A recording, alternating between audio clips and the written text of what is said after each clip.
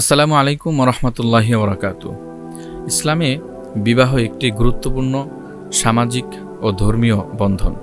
এ সম্পর্কের মূল ভিত্তি হচ্ছে মহব্বত অর্থাৎ ভালোবাসা, রহমত, দয়া ও সহানুভূতি, যা আল্লাহ পাক রব্বুল আলামিন পবিত্র কোরআনের সূরা আর-রুমের ২১ নম্বর আয়াতে ঘোষণা করেছেন। আল্লাহ পাক রব্বুল আলামিন বলেন, তোমাদের জন্য তোমাদের মধ্য থেকে তোমাদের জীবন সঙ্গিনীদের সৃষ্টি করা হয়েছে, যাতে তোমরা তাদের মাধ্যমে প্রশান্তি লাভ করতে পারো, এবং তিনি তোমাদের মধ্যে ভালোবাসা ও দয়া সৃষ্টি করেছেন। আজকাল সমাজে একটি বড় মহামারী আকার ধারণ করেছে। বারবার বিবাহ হচ্ছে, আবার বারবার বিয়ে ভেঙে যাচ্ছে, অর্থাৎ তালাক হচ্ছে। তো ইসলামে এই তালাক বিষয়টি একটি অপছন্দনীয় হালাল কাজ। আল্লাহ পাক রব্বুল আলামিনের কাছে সবচাইতে অপছন্দনীয় হালাল কাজ হচ্ছে তালাক।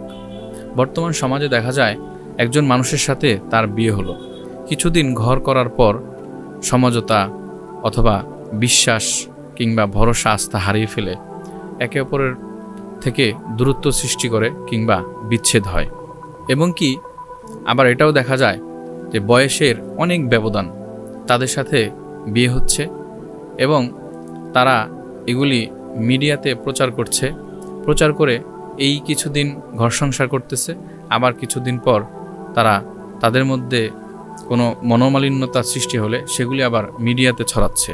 এই বারবার সংসার করা, আবার বারবার ভেঙে যাওয়া, এগুলো যদি কারো খামখেয়ালিপনা হয় এবং এগুলো যদি পারিবারিক ও সামাজিক বিশৃঙ্খলার কারণ হয়, তাহলে অবশ্যই এগুলি অতি নিন্দনীয় একটি কাজ।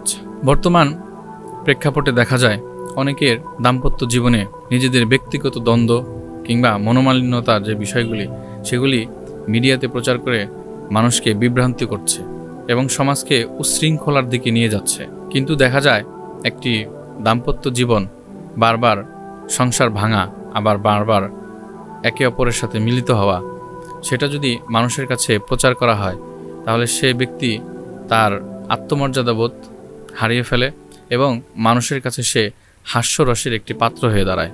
এবং ইসলামের দৃষ্টিতে সেটা ফিতনা, গীবত ও অপপ্রচার হিসাবে গণ্য করা হয়। তাই প্রত্যেক ব্যক্তির উচিত তাদের নিজের গোপনীয় যে বিষয়গুলি, এগুলো মানুষের জনসম্মুখে প্রচার না করা। কেননা আল্লাহ রাসূল সাল্লাল্লাহু আলাইহি সাল্লাম ইরশাদ করেছেন, যে ব্যক্তি অপরের দোষ গোপন রাখলো, কিয়ামতের দিন আল্লাহ পাক রব্বুল আলামিন তার দোষ ত্রুটি গোপন রাখবে।